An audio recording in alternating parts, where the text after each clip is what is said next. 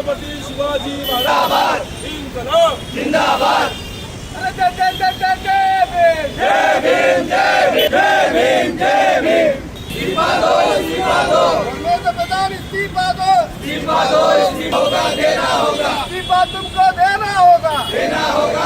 लद्दाख के सामाजिक कार्यकर्ता और पर्यावरणवादी सोनम वांगचुक के समर्थन में उल्लासनगर में विभिन्न सामाजिक संगठनों और स्थानीय नागरिकों ने जोरदार आंदोलन किया। छत्रपति शिवाजी महाराज चौक पर हुए इस प्रदर्शन में बड़ी संख्या में लोग शामिल हुए और केंद्र सरकार के खिलाफ नारेबाजी की। आंदोलनकारियों ने हाथों में तख्तियां लेकर सोनम वांगचुक के आंदोलन के प्रति अपना समर्थन जताया।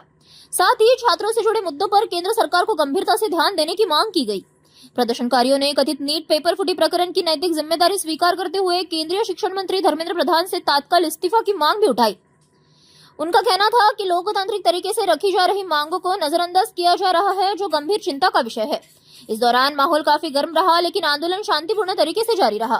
उल्हासनगर मधील विविध सामाजिक संघटना, विविध राजकीय पक्षांच्या कार्यकर्त्यांनी, सामाजिक कार्यकर्त्यांनी एकत्र येऊन दिल्ली येथील जंतर मंतरवर माननीय सोनम वांगचुक सर व अभिजित दिपकेजी यांचं जे विद्यार्थ्यांच्या समर्थनार्थ आंदोलन सुरू आहे आणि ज्या प्रकारे दिल्ली पोलिसांनी सोनम वांगचुक सरांना ज्या प्रकारे दडपशाहीने त्यांना जबरदस्तीने तिकडनं उचललेलं आहे, त्या विरोधामध्ये सर्व इथे एकत्र आलेले आहेत आणि उद्देश आहे की सोनम सर व अभिजित दिपके यांना समर्थन देण्याचा।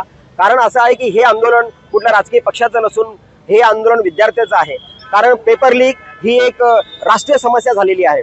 विद्यार्थी मोठ्या प्रमाणे अभ्यासाची तयारी करतात, परंतु पेपर लीक झाल्यामुळे विद्यार्थ्यांवरती मोठ्या प्रमाणात अन्याय होतो, त्यांच्या पालकांवरती अन्याय होतो। ज्या प्रकारे आता नीटचे जे निकाल लागलेले आहेत ते देखील संशयास्पद आहेत। आता नीटचे जे आम्ही काही उत्तरपत्रिका बघितल्या, त्यांचे रिझल्ट बघितले, तर यामध्ये खूप साऱ्या त्रुटी आहेत।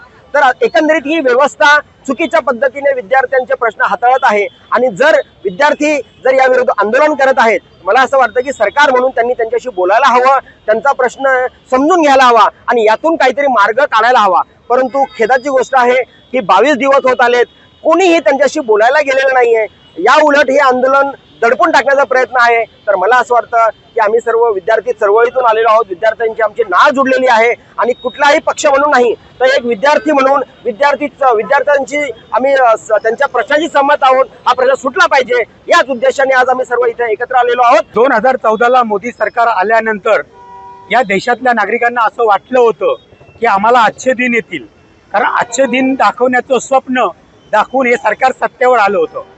परंतु सरकार सत्तेवर आल्यानंतर सातत्याने विद्यार्थ्यांवरती अन्याय, नीटचे पेपर फुटणे, महागाई वाढवणे, लोकांचं आंदोलन दडपणे, लोकांवरती अत्याचार करणे, जो आपल्या पक्षात येत नसेल त्याला जेलमध्ये टाकणे, हेच कदाचित अच्छे दिन असतील। आज जर तुम्ही बघितलं, गोरगरीब मुलगा जर नीटची परीक्षा मेहनत करून देतो, अभ्यास करून देतो, 18 तास तो अभ्यास केल्यानंतर नीटच्या परीक्षेला तो अपेअर होतो, त्याच्यानंतर हे सरकार श्रीमंताच्या मुलासाठी 50-50 लाख कोटी रुपये घेऊन नीटचे पेपर लीक करतं आणि जे श्रीमंताची मुलं डॉक्टर कसे होतील, गरीबाचा मुलगा घरात कसा बसेल, यासाठी हे सरकार काम करतं।